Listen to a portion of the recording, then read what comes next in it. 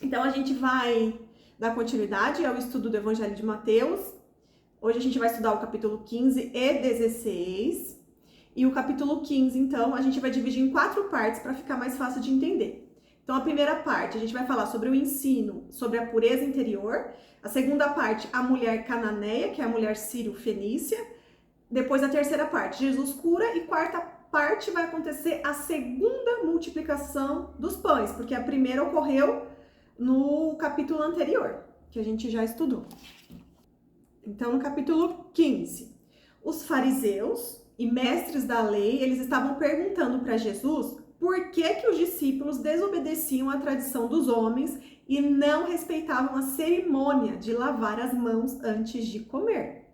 Aí no versículo 3, Jesus respondeu: "E por que vocês, com suas tradições, desobedecem ao mandamento de Deus?" Então Jesus diz que eles ensinam que tem que colocar a tradição do homem acima do mandamento de Deus. Como o exemplo, Jesus diz que eles permitem e incentivam o povo a não obedecer o mandamento de honrar pai e mãe, dando preferência de usar o dinheiro para ofertar à igreja ao invés de ajudar aos pais. Lembrando, gente, que naquela época não existia aposentadoria. Então aqui os mestres da lei e os fariseus estavam contestando Jesus porque os seus discípulos não lavaram as mãos antes de fazer a refeição. E eles estavam contestando por que eles não obedecem à tradição imposta pelos homens. E Jesus responde com outra pergunta: e por que vocês fazem com que o povo desobedeça a um mandamento que é de Deus para obedecer uma tradição que foi imposta por vocês, pelos homens? Porque o mandamento de Deus era honrar pai e mãe.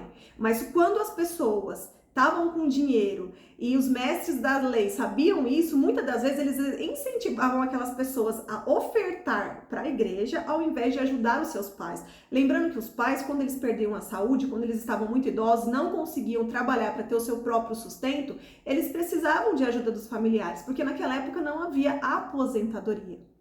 Então aqui Jesus os questiona sobre as ofertas, sobre atender as tradições dos homens e sufocar o mandamento de Deus, porque na verdade eles faziam aquilo que convinha, Aquilo que convém a eles era isso que eles faziam e acabava sufocando o verdadeiro mandamento de Deus.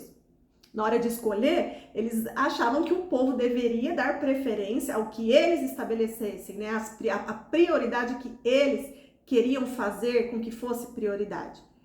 Aí no versículo 7, Jesus diz: "Hipócritas, Isaías tinha razão quando assim profetizou ao seu respeito. Este povo me honra com os lábios, mas o coração está longe de mim. Sua adoração é uma farsa, pois ensinam ideias humanas como se fossem mandamentos divinos." Ou seja, eles distorciam a lei, para poder colocar como prioridade aquilo que eles queriam, Então, o interesse deles estava acima de tudo, E como que a gente vai saber se está sendo enganado ou não pela igreja? Porque isso pode acontecer nos dias de hoje. Como que você sabe se você está sendo enganado ou não? A resposta é conhecendo o Verbo encarnado. É isso que a gente está fazendo. A gente está se reunindo para se aprofundar na Bíblia. E através da Bíblia você terá as respostas necessárias para você ter um relacionamento, a comunhão com a verdadeira igreja. E você não vai ser enganado. Lembrando que oferta não é a mesma coisa de dízimo, tá bom? O dízimo é um mandamento. A gente tem que dar 10% do dízimo para aquela igreja onde a gente congrega. Oferta é algo que vai além do dízimo, tá bom? É outra coisa. A gente também não pode agora usar com esperteza e dizer: mas eu vi lá em Mateus que na verdade eu tenho que ajudar os meus pais e aí então eu não preciso ofertar para a igreja. Aí a pessoa pega e nem dá o dízimo para a igreja, Porque daí você na verdade vai estar fazendo como os fariseus e os mestres da lei. Vai estar distorcendo a lei de Deus para o seu favor, E daí, na verdade, você vai estar agindo incorretamente, assim como eles faziam. Então, a gente tem que buscar o discernimento exatamente na palavra de Deus e fazer o que de fato é correto. E também não quer dizer que você não possa ofertar, A gente viu lá anteriormente, na primeira multiplicação de pães, que o menininho ofertou tudo que ele tinha e a matemática de Deus aconteceu e o dividir passou a ser multiplicado, A gente tem que analisar e buscar o equilíbrio em tudo dentro da palavra de Deus. Aí no versículo 10, aqui já vai falar o ensino sobre a pureza interior. Jesus chamou a multidão perto de si e disse: ouçam e procurem entender. Não é o que entra pela boca que os contamina. Vocês se contaminam com as palavras que saem dela. Então aqui fala justamente sobre o louvor que eu mandei para vocês hoje, né? Aquele louvor lá que chama O Maior Vilão Sou Eu. Lá diz, e o que sai contamina mais do que entrou. Só Deus sabe o perigo de um homem sem amor. Lembrando que esse amor não tem a ver com sentimento. Esse amor não tem a ver com ser amado por uma esposa, pelo seu marido, ser amado pelo pai e pela mãe. Esse amor aqui é o próprio Jesus. Só Deus sabe o perigo de um homem sem Jesus, sem o amor. Jesus é o amor.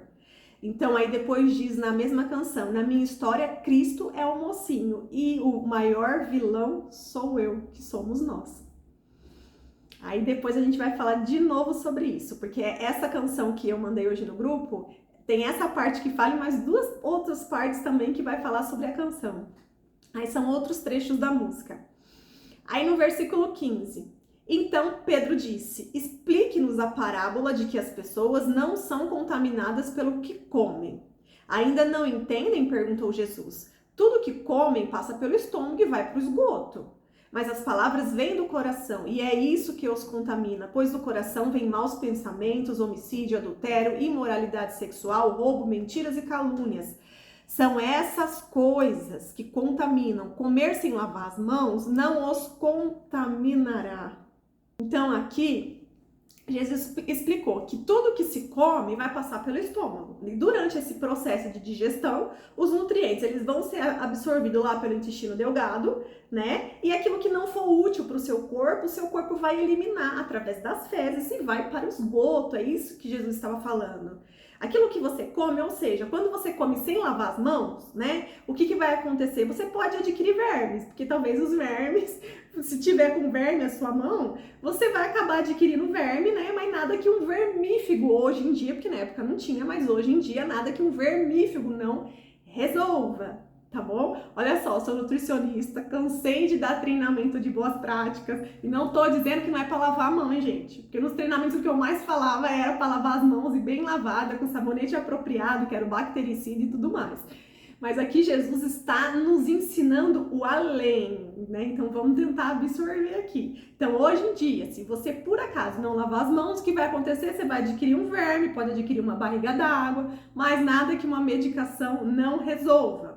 Mas as palavras que vêm do coração, é isso sim que contamina, né? Porque daí não existe nenhum remédio, não existe nenhum vermífugo que apaga as palavras que saíram da sua boca, né? Você contamina os outros e você também se contamina, porque lembra, as palavras elas têm poder. Então tudo que eles falavam, eles mesmos comiam pelo ouvir, né? Porque tudo que você fala, tudo que você profere, você mesmo ouve. Outras pessoas ouvem e você também come das suas próprias palavras. E para isso não é vermífugo que resolva, porque palavra tem poder. É isso que Jesus estava dizendo. Então, esse probleminha aqui é o de menos, né? Que é a tradição do homem. A gente sabe que essa tradição ela é importante, realmente lavar as mãos. Mas aquilo que eles falam, que são as palavras contaminadas, é muito pior do que o deixar de lavar a mão. Aí a gente encerra agora essa parte, né? Da pureza interior. Deixa eu só pegar minha Bíblia aqui para mim não se perder.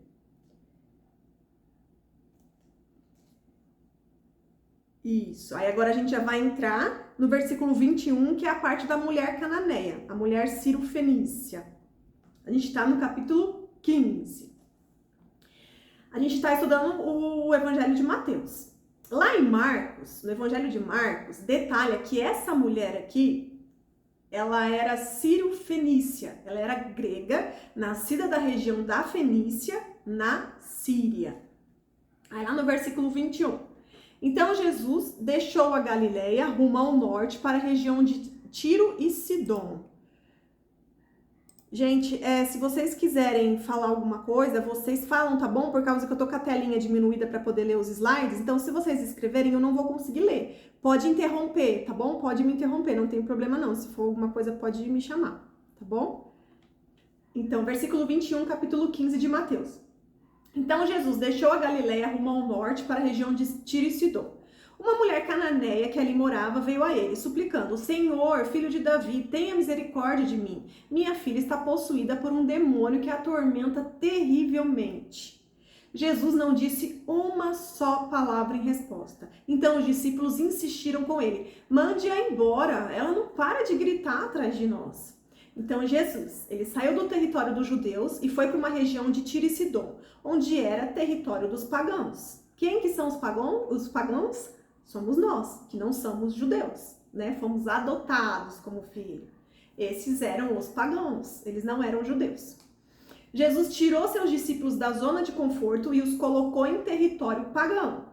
Jesus estava trabalhando a queda do preconceito nos seus discípulos, né? Porque eles achavam que o Messias era só para os judeus, né? Então Jesus estava ali trabalhando o psicológico deles para essa quebra de preconceito. Então naquela região eles puderam ter uma visão, né? Puderam ter uma noção do que seria a Igreja de Cristo, que é uma comunidade gentílica remida pelo sangue de Jesus, né? E aí nós fomos enxertados.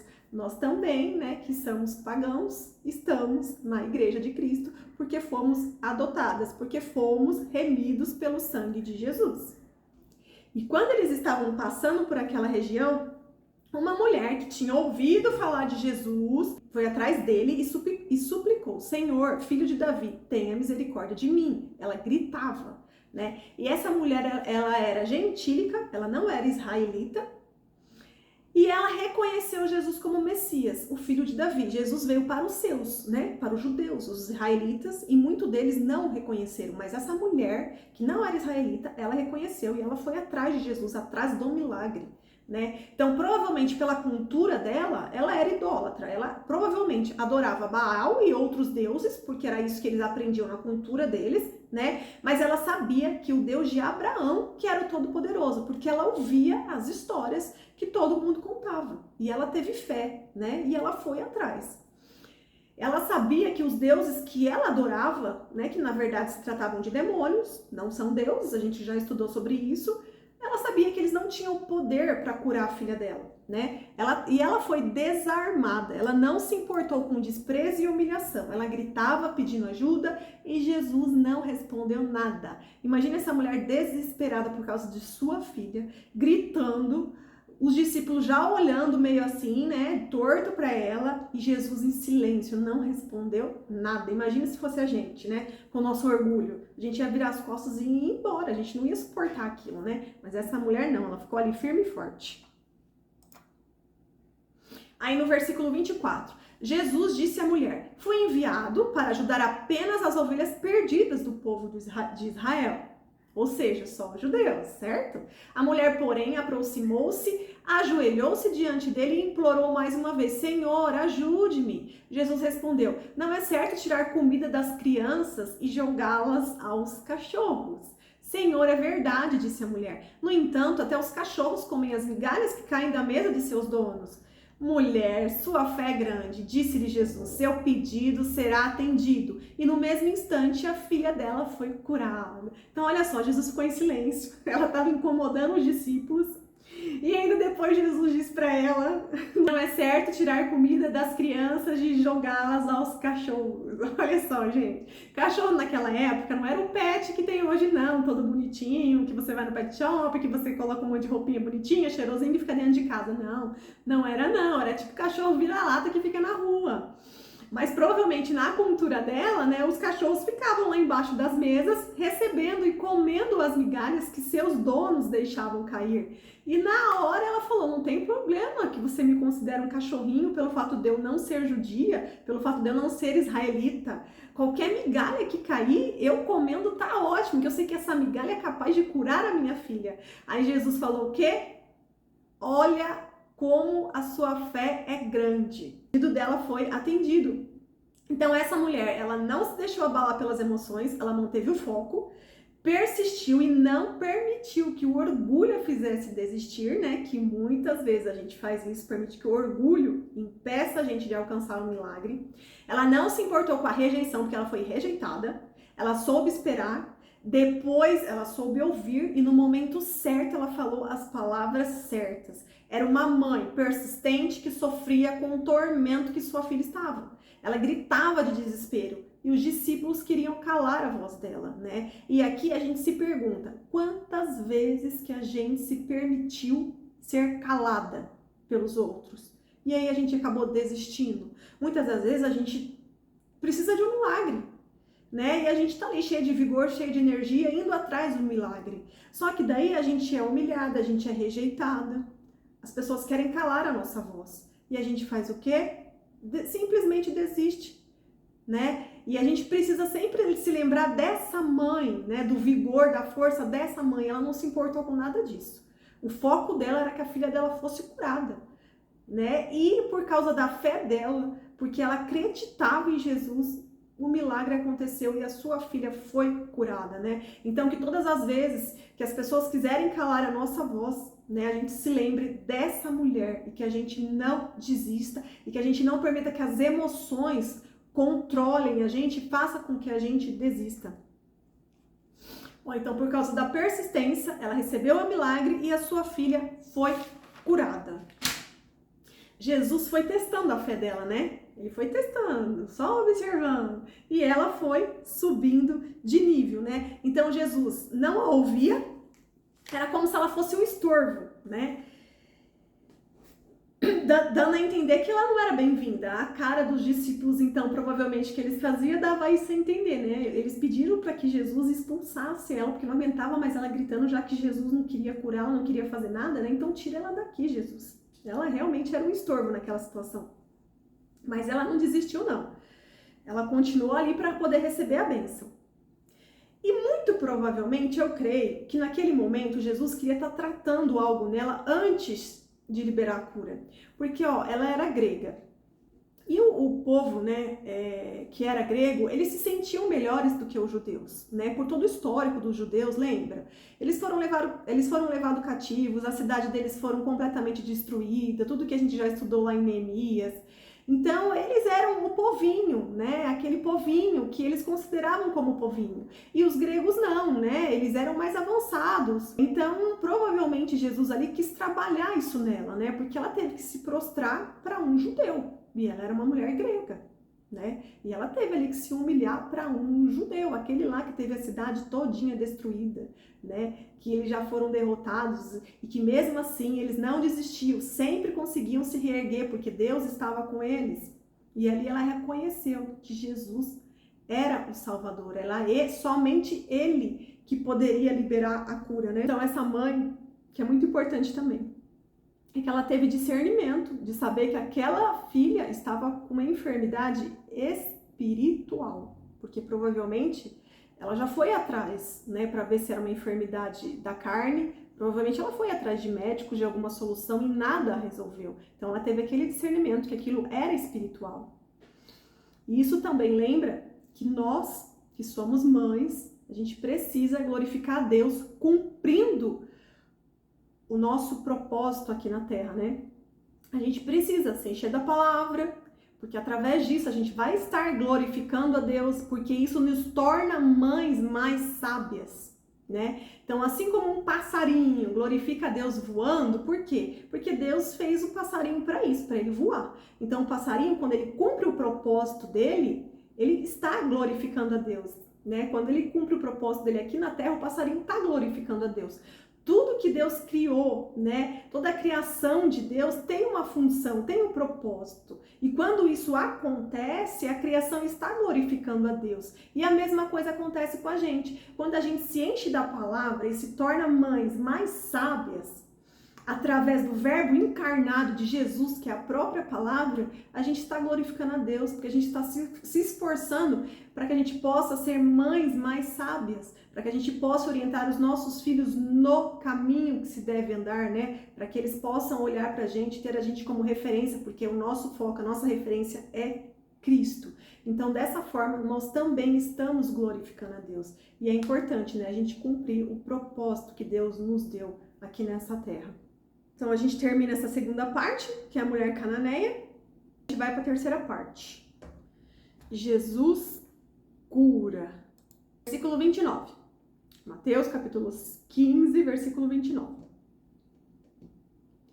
Deixando aquele lugar, Jesus voltou ao mar da Galileia e subiu a um monte onde se sentou. Uma grande multidão veio e colocou diante dele aleijados, cegos, paralíticos, mudos e muitos outros, e ele curou a todos. As pessoas ficavam admiradas e louvavam a Deus de Israel, pois os que eram mudos agora falavam, os paralíticos estavam curados, os aleijados andavam e os cegos podiam ver. Então aqui novamente a multidão foi atrás de Jesus, assim como no capítulo anterior que a gente estudou, e essa multidão que precisava ser curada, eles foram curados e ali eles ficaram com Jesus por 3 dias. É parecido com o capítulo anterior, né? Onde teve a primeira multiplicação dos pães. Bom, aí agora a gente já vai entrar na quarta parte do capítulo 15, a segunda multiplicação dos pães. Versículo 32. Então Jesus chamou seus discípulos e disse: tenho compaixão dessa gente. Jesus dizendo, estão aqui comigo há 3 dias e não têm mais nada para comer. Se eu os mandar embora com fome, podem desmaiar no caminho. Os discípulos disseram, onde conseguiríamos comida suficiente para tamanha multidão neste lugar deserto? Jesus perguntou, quantos pães vocês têm? 7 e alguns peixinhos, responderam eles. Então Jesus mandou todo o povo sentar-se no chão e novamente vai ocorrer a multiplicação e a matemática de Deus. Então no versículo 36, tomou os 7 pães e os peixes, agradeceu a Deus e os partiu em pedaços. Em seguida entregou-os aos discípulos que os distribuíram à multidão. Todos comeram à vontade e os discípulos recolheram ainda 7 cestos grandes com as sobras. Os que comeram foram 4.000 homens, sem contar mulheres e crianças. Então aqui, os discípulos trouxeram à memória tudo que Jesus já tinha feito anteriormente, né? Então, se Jesus fez uma vez, ele vai poder fazer de novo. E aqui eles estavam começando a se acostumar com os milagres e as providências de Deus, né? Então, eles descobriram ali que não adiantava olhar só para o problema, para a escassez, eles tinham que olhar em Cristo, é Cristo que ia trazer a solução. Se ele multiplicou uma vez, ele multiplica a segunda vez. E novamente aqui, dá pra gente enfatizar que a prosperidade não é sobre aquilo que eu recebo, é sobre aquilo que eu derramo na vida das pessoas, porque eram mais de 4.000 pessoas, contando com as mulheres e crianças. E conforme os discípulos iam tirando dos cestos para poder distribuir, né? Aquilo ia se multiplicando e os cestos não ficavam vazios. Depois, quem não assistiu o vídeo anterior, que a gente fala de Mateus, capítulo 14, eu explico melhor sobre essa parte de multiplicação, né? Eu explico melhor quando a gente lê a primeira multiplicação dos pães. Então, quem ainda não assistiu, por favor, depois volta lá e assiste que vai entender um pouquinho, tá bom? Que eu não vou entrar muito nesse assunto porque a gente já falou bastante no vídeo anterior. Então, a gente finaliza aqui o capítulo 15 de Mateus. Agora a gente vai entrar no capítulo 16. Como eu falei, a gente vai hoje 2 capítulos. Aqui também a gente vai dividir em 4 partes. Então, a primeira parte é onde os líderes exigem um sinal de Jesus.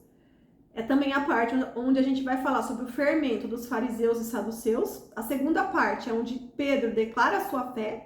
Terceira parte, Jesus prediz sua morte. E quarta parte, ensino sobre o discipulado.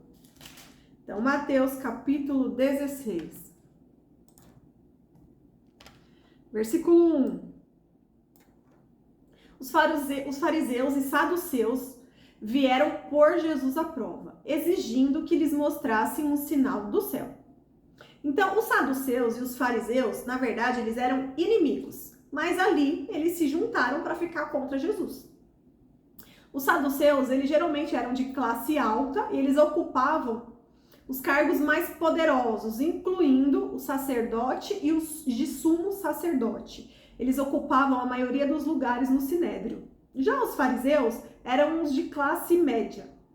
Eles tinham mais contato com o povo, né? Então eles eram mais populares.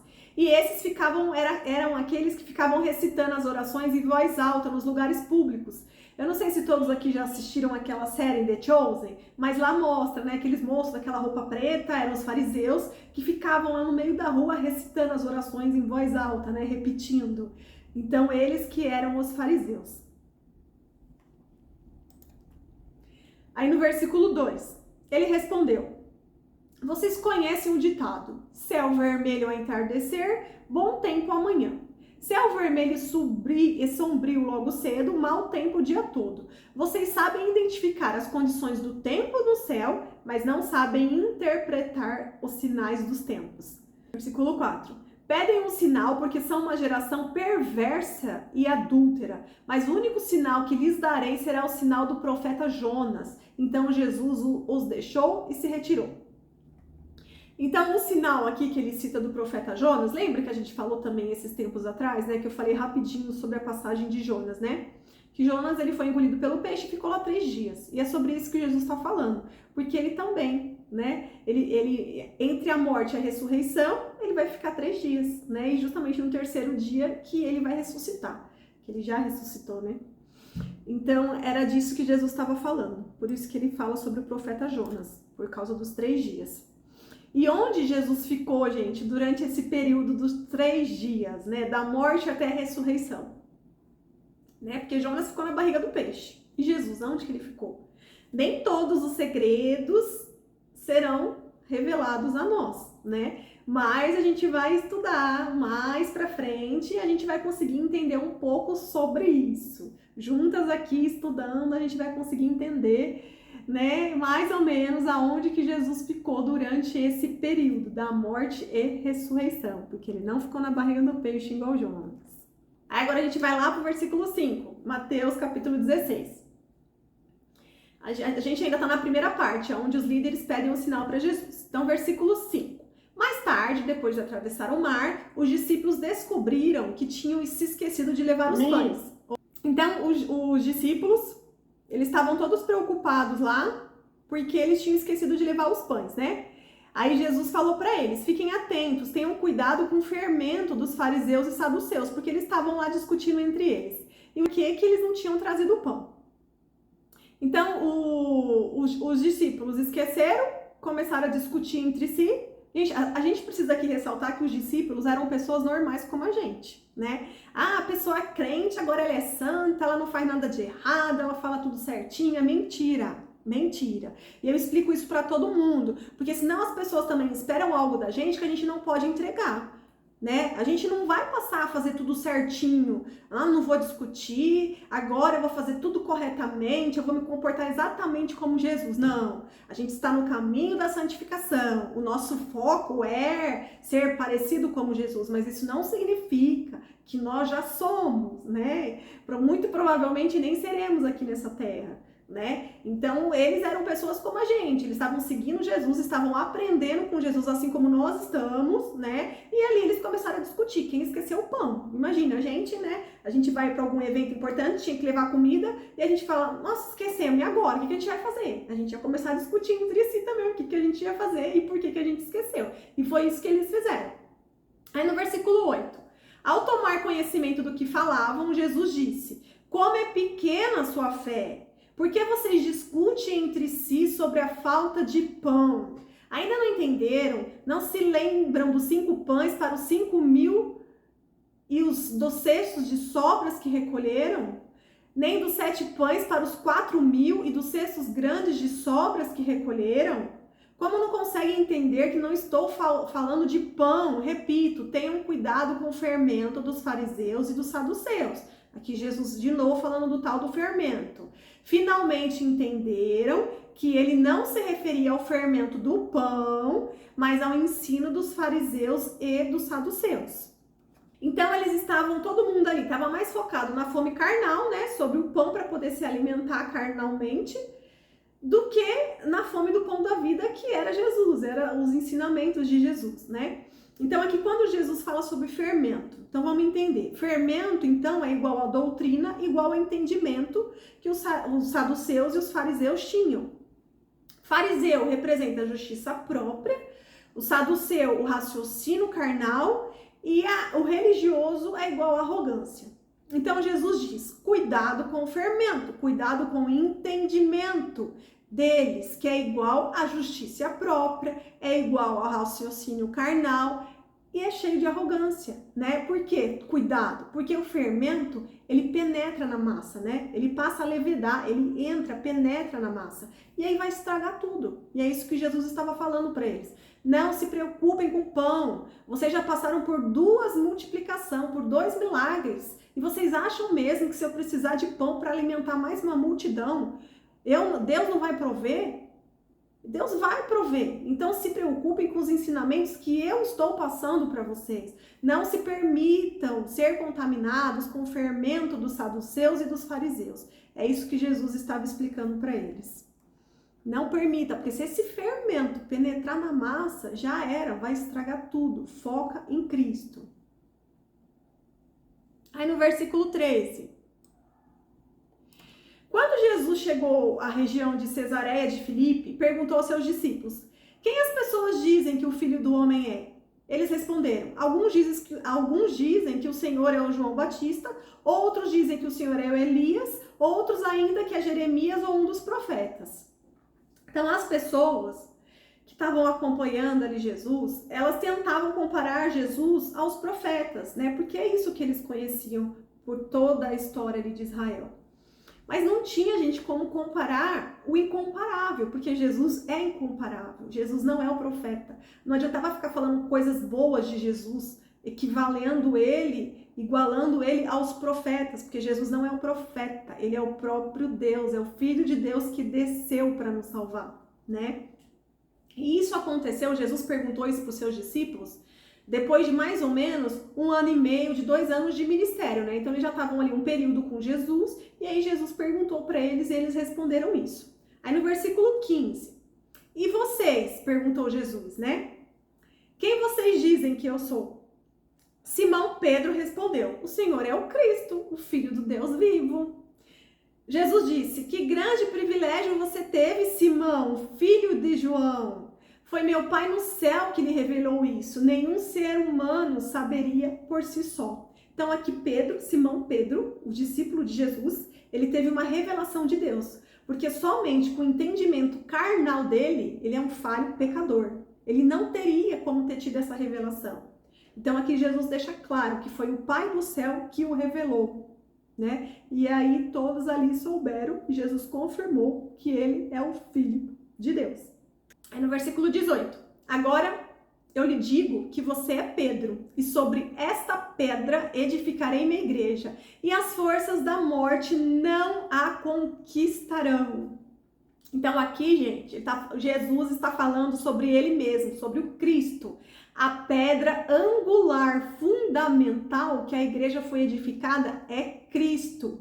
Assim como o nosso lar também tem que ser edificado sobre a pedra, sobre a rocha, que é Cristo, né? Então aqui Jesus está dizendo que sobre, ele não está dizendo aqui, ó, vírgula, e sobre esta pedra edificarei minha igreja. Então é sobre a afirmação que Pedro teve, é sobre a revelação que Pedro teve, que Cristo é o Filho de Deus. É sobre Cristo que a igreja seria edificada. É sobre Cristo, né? As estacas da igreja de Cristo foram levantadas. É tudo sobre Cristo. Cristo que é a rocha, Cristo que é a pedra. E a seguir, o mesmo Pedro, a gente vai ver, que teve essa revelação de Deus, ele também foi usado pelo diabo. Então, não tem como edificar uma igreja sobre uma pessoa. Por que eu tô falando isso? Porque o catolicismo inseriu na religião que Pedro que seria a pedra, entende? E daí que surgiu o cargo dos papas. O catolicismo inseriu na mente das pessoas que Pedro, papa, era herdeiro de Pedro, entende? Então todos os papas é como se fossem descendentes de Pedro. E aí o papa é ele que tem a voz de autoridade. É ele que decide as coisas. E aí o Papa passa a ser como um saduceu e um fariseu, que muitas das vezes coloca a sua vontade, aquilo que lhe convém, acima do mandamento de Deus. E aqui, estudando a Bíblia, a gente entende que não é isso. Jesus não está falando para edificar a sua igreja em cima de Pedro, porque Pedro ele é falho e carnal assim como a gente. Imagine Pedro, sanguíneo do jeito que era, né? Fazia várias bobagens. Ele era firme, um discípulo que estava ali disposto a aprender, mas ele era como a gente. Então imagine edificar uma igreja sobre a milênio. Deus que me livre. Você estava tudo muito ruim. Porque Deus que me livre. Eu mudo de humor com muita facilidade. Quando eu tiver de TPM, então nem eu me aguento. Como que alguém vai edificar alguma coisa sobre mim? Deus que me livre. O nosso foco é Cristo, não sou eu. Não é o Papa, não é ninguém. É Cristo. Aqui a gente precisa entender. E por isso que eu falei anteriormente. Como que eu sei se eu estou sendo enganado ou não pela religião? Se aprofundando nas escrituras. Aquele que lê, ele é liberto, porque a verdade liberta. A verdade é o quê? A palavra de Deus, é o próprio Jesus, o verbo encarnado, é a Bíblia. Então, quanto mais a gente vai lendo, mais a gente vai descobrindo que muitas religiões criaram heresias, porque foram interpretações errôneas sobre a palavra de Deus, tá bom? Então, aqui pedra não é o Pedro, a pedra é o Cristo. A igreja é edificada sobre Cristo. Aí no versículo 19, eu lhes darei as chaves do reino dos céus. O que você ligar na terra será desligado no céu. E o que você desligar na terra terá sido desligado do céu. Então, quem tem o poder da chave é a igreja. Não é São Pedro, nenhum pastor, nenhum bispo. Tá bom? Porque é isso que eu estava falando anteriormente quando a gente começou. Que eu falei que eu estava terminando de colocar os versículos que explicavam sobre a origem de São Pedro, né? Que o catolicismo incluiu na religião. Por quê? Por causa desse versículo, o catolicismo diz que a igreja ela foi edificada sobre o Papa, né? Que seria ali os herdeiros de Pedro, e que é Pedro que tem as chaves do céu. Por isso que falam, abre a porteira, São Pedro, para mandar chuva, fecha a porteira, São Pedro. Mas São Pedro, ele não tem a chave, gente. Pedro está bem morto e os mortos não voltam. Os mortos não têm poder. O único que morreu e ressuscitou ao terceiro dia foi Cristo. É Cristo que tem o poder porque ele não está morto, ele está vivo. E ele irá voltar, ele terá a segunda vinda de Cristo. E nós estamos esperando por isso. Tá bom? Então, todos os mortos, eles não voltam, não existe reencarnação, tá? E Pedro não tem a chave dos céus, não tem. Vamos entender isso daqui. Quem tem o poder da chave é a igreja, que é edificado sobre a rocha. A verdadeira igreja, aquela igreja que não inventa heresias e que nem muda as interpretações, porque quer colocar a tradição humana acima de tudo, ou seja, os interesses humanos acima da palavra de Deus. A verdadeira igreja que tem a chave do reino dos céus. Então não é São Pedro, não é nenhum bispo, nenhum pastor, tá bom? Não é nenhum dono de igreja, porque eu comprei essa igreja, a igreja é minha, tá no meu nome, sou eu que trabalho, sou eu que conduzo a igreja, não. Precisamos pertencer à igreja de Cristo.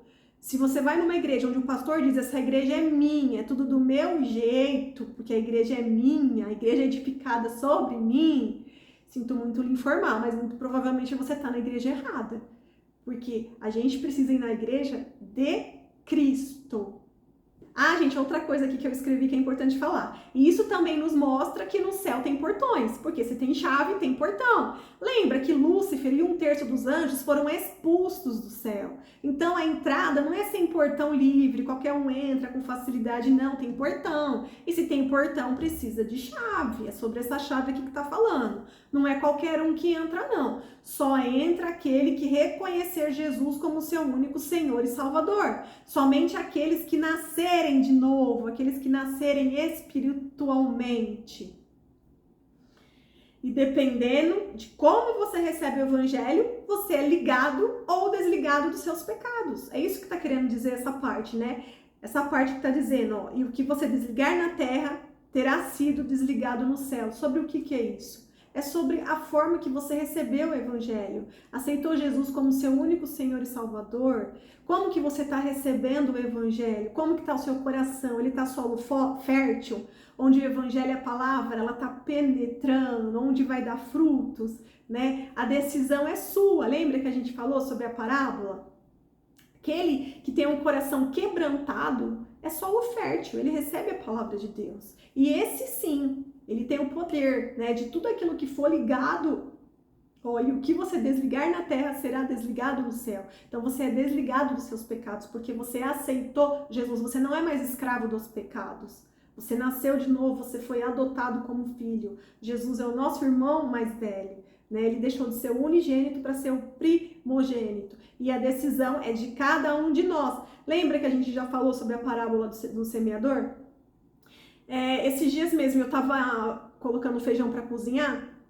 E aí alguns feijões caíram em cima da mesa, né? E eles caem e eles pulam, né? Pulam, por quê? Porque a mesa é dura. E ali na hora eu lembrei da parábola do semeador. E eu pensei assim, Jesus, como você é misericordioso, né? Porque o meu coração ele já foi duro igual essa mesa. E o feijão é como se fosse uma semente. Quando eu era mais nova, Deus colocou várias pessoas no meu caminho para me levar a conhecer a palavra de Deus. Mas o meu coração era como aquela mesa, era dura. Os feijões, que eram como umas sementes, caíam, mas pulava assim, caía, pum, pulava.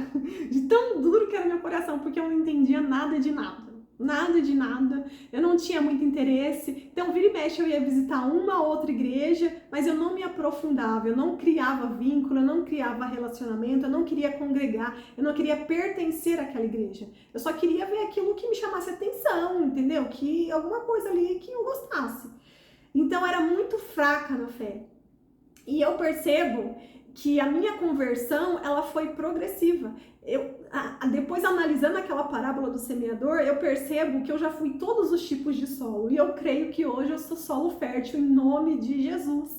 Mas eu creio que eu já fui como aquele solo duro, onde a semente cai até pula, não penetra de jeito nenhum, porque o solo não é fértil, não é macio, a semente ao pulo, cai, não entra nada. Eu já fui o outro tipo de solo, onde ela entra, mas não cria raízes profundas, né? Então logo cai no esquecimento. Eu já fui também aquele solo de espinhos que é sufocado, né? Pelas riquezas do mundo, pela rotina, pelas coisas do dia a dia. E hoje eu creio que eu cheguei no nível de ser solo fértil, né? Isso foi acontecendo progressivamente, ao se aprofundar na palavra.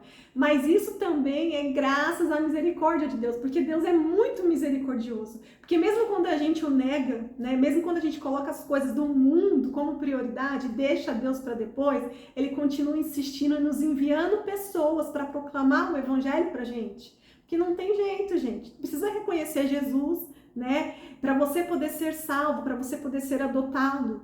E o prazer está justamente nessa caminhada, como diz aquela música, né? Aquele louvor que fala sobre isso.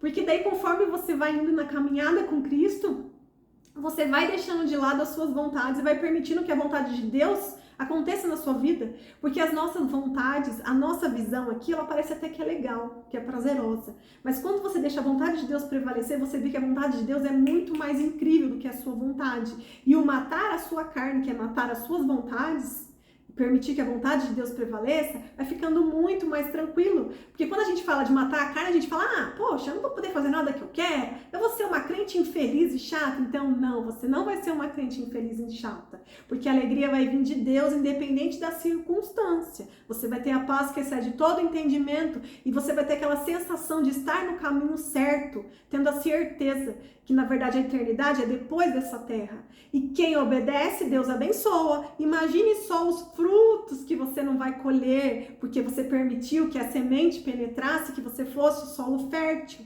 né? Lembra que a gente falou? A decisão é de cada um, né? Então, que hoje aqui todo mundo se transforme em solos férteis, né? Que a gente queira subir de nível no entendimento em relação à palavra. E que a gente dê frutos, né? E quando você entra nesse nível de entendimento, quando você aceita Jesus, como você toma a decisão de não ter mais vergonha, você é o crente chato? Não, eu sou o crente alegre, porque a minha alegria vem do Senhor, entende? Eu não faço mais o que a Bíblia diz para não fazer, eu não faço, porque eu sei que isso é o melhor para mim.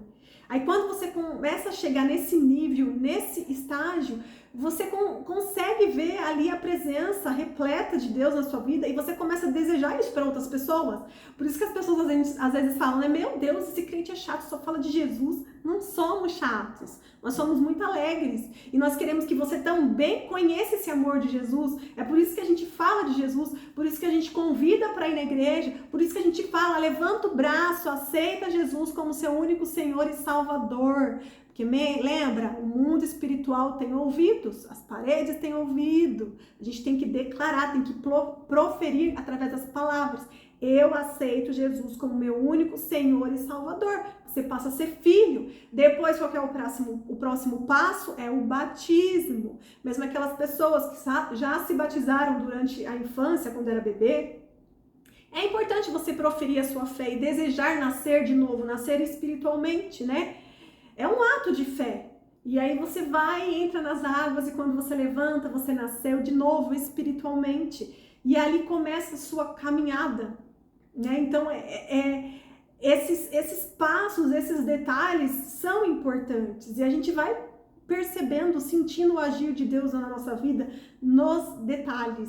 Então, a salvação ela é individual. Mas quando a gente é salvo, quando a gente sente a presença de Deus, a gente também deseja isso para os outros, né? E por isso que a gente tanto insiste para as pessoas, porque às vezes as pessoas quando estão com o solo muito endurecido, eles falam assim, quer ir na igreja porque quer dinheiro, vai lá na igreja porque depois vai ficar pedindo dinheiro, depois vai ficar me enchendo o saco pedindo para ajudar fulano, ciclano, que chatice, só fala da Bíblia.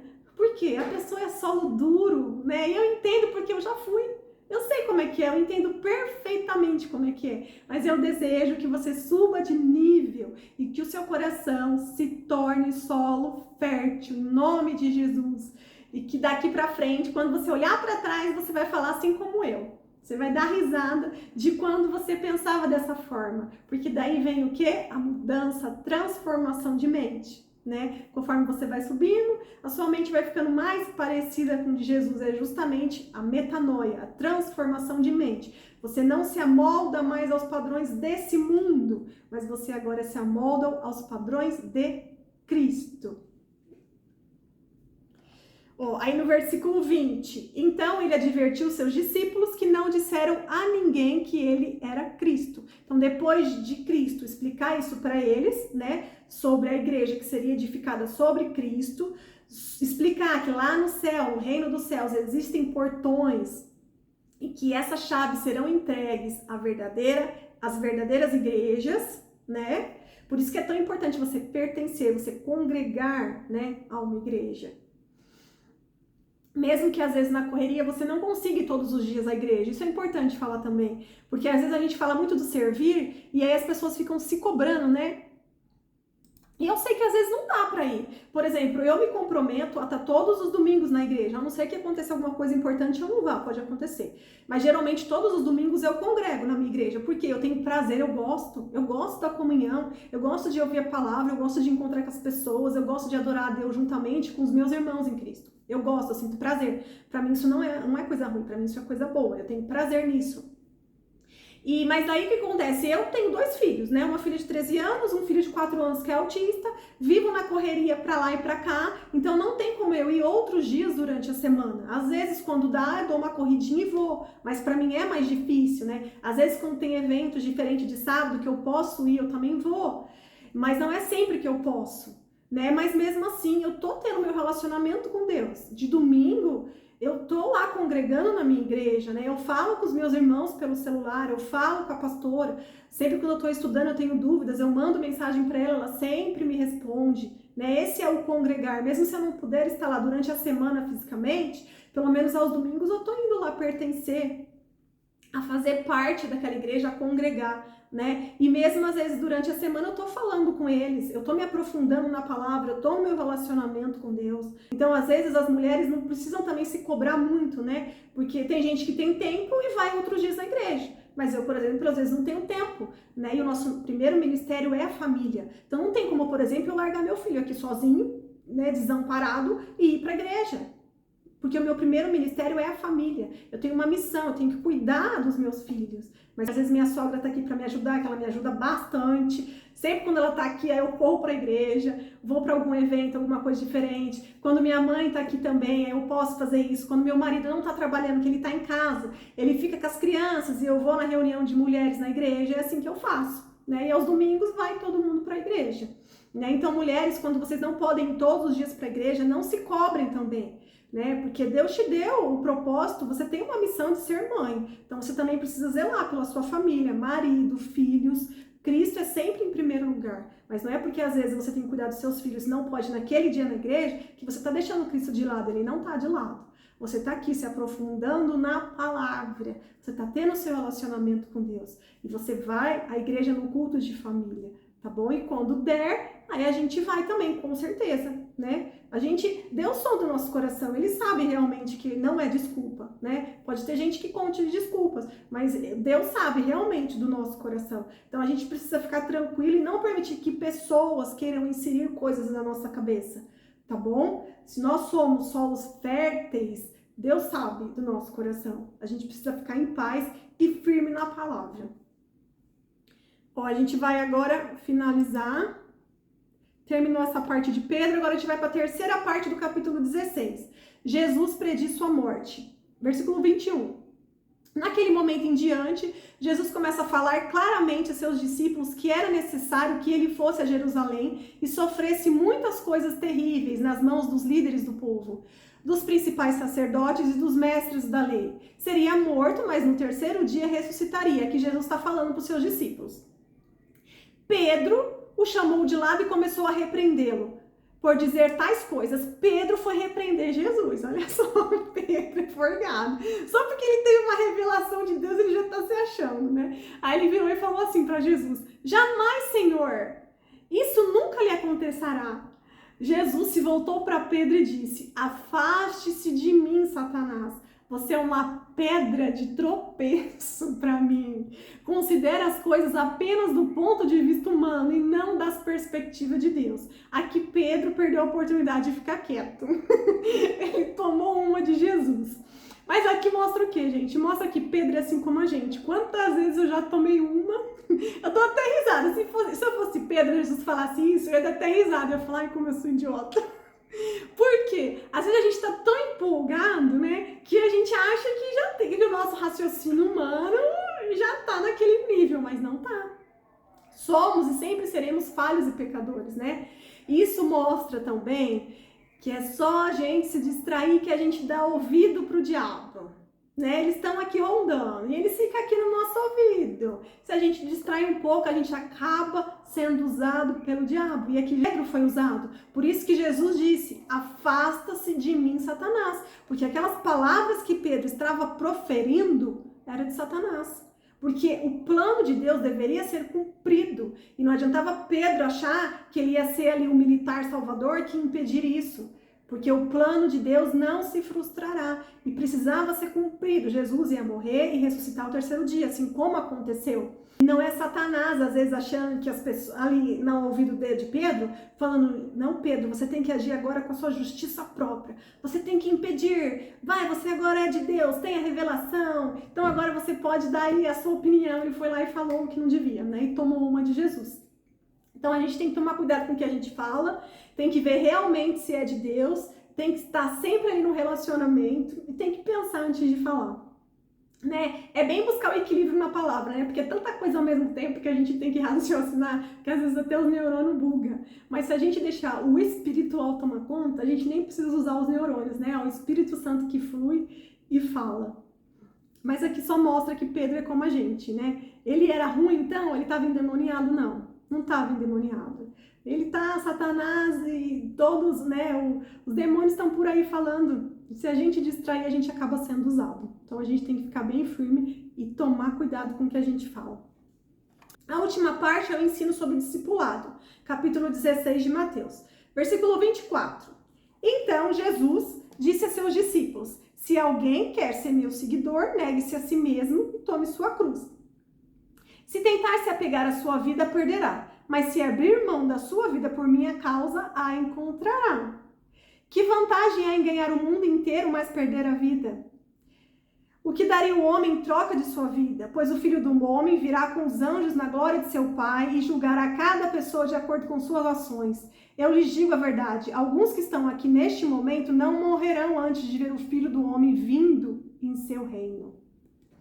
Então, gente, essa primeira parte que eu falei é parecido com o que eu já disse agora anteriormente, né? A gente fala de negar a cruz justamente é as vontades da carne, que a gente não pode negar. A gente tem que matar nas nossas vontades e a cruz, lembra, é símbolo de morte. Morte do quê? Morte das suas vontades. Agora o que precisa prevalecer é a vontade de Deus sobre as nossas vidas. E no versículo 26 que fala, ó, que vantagem há em ganhar o mundo inteiro, mas perder a vida. Naquele louvor que eu mandei, tem uma parte que fala bem isso, né? Ganhar o mundo e perder a mim. É justamente essa parte, né? É que vantagem que há de você ganhar o mundo se você vai perder a sua vida?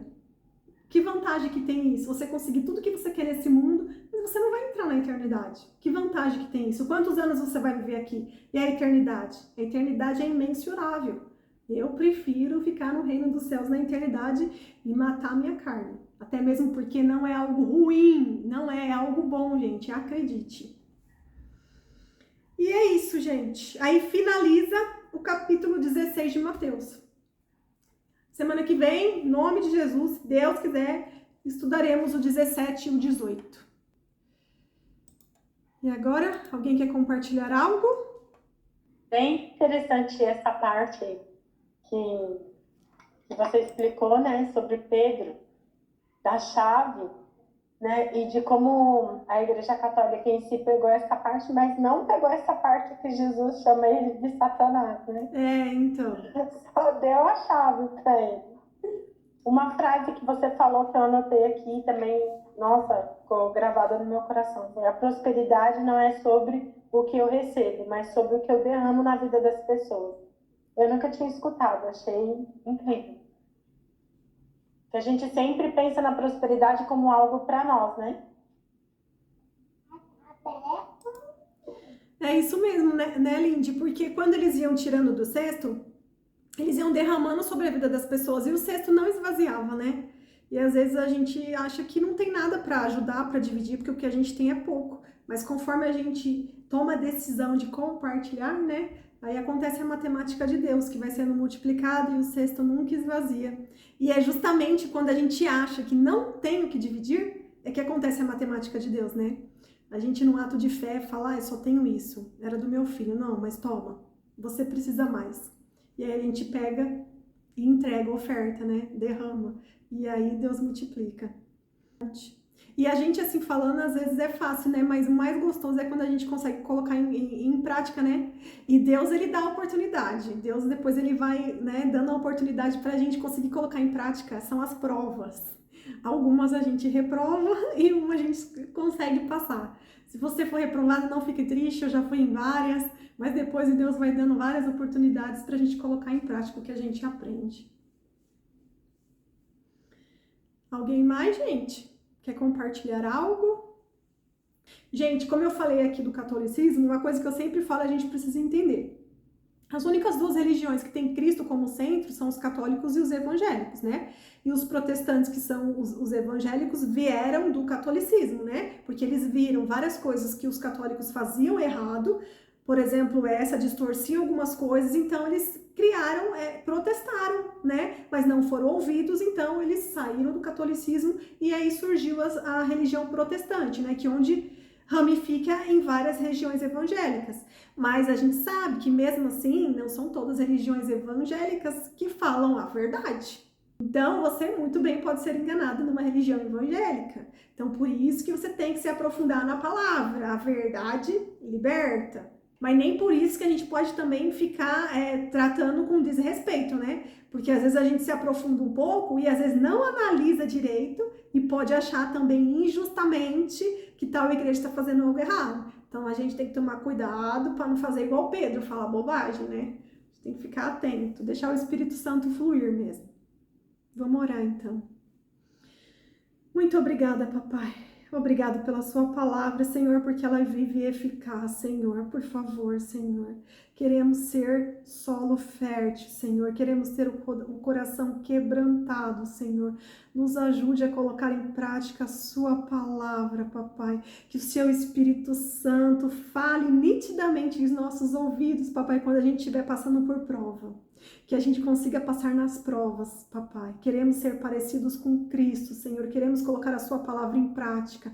Muito obrigada, Senhor, pela sua alegria. Obrigado pela paz que excede todo entendimento. Obrigada pela vida de todas, papai, que se dispuseram a estar aqui neste momento. Junto comigo, papai, estudando e aprendendo mais e mais sobre a sua palavra. Papai, muito obrigado pela vida de todos, papai. Muito obrigada, Senhor, que haja paz, que haja harmonia no lar de cada uma, Senhor.